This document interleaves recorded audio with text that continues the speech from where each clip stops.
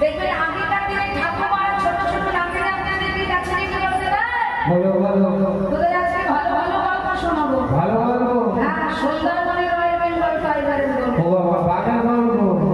মায়েরা লক্ষ্য করুন, শুধু শুনলে হবে না, দেখবেন যে গল্প বলে আর যে গল্প শোনে, ওই গল্প শুনতে শুনতে মাঝের মধ্যে যদি একটু হ্যাঁ হ্যাঁ না দেওয়া যায় না, যে গল্প বলে তার কিন্তু গল্প বলে শ্বাস হয়ে যাবে।